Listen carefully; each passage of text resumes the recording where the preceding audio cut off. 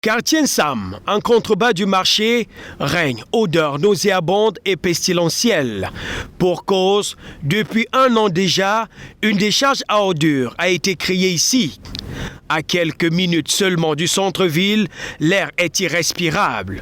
Les automobilistes préfèrent se boucher les narines et remonter leurs vitres quand ils circulent sur cette route. À la question de savoir qui déverse les ordures ici, la réponse est juste devant nous. Stationné fièrement, un camion de la société Tiklof. Le coupable est donc là, Tiklof.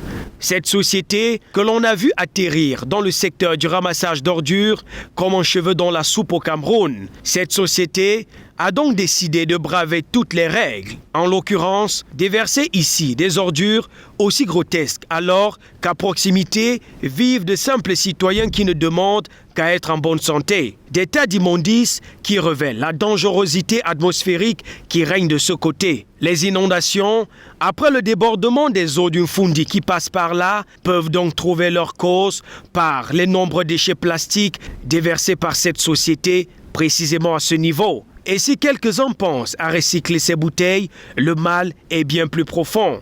Mais à qui appartient donc cette société qui est entrée en jeu dès la prise de fonction du maire de la ville?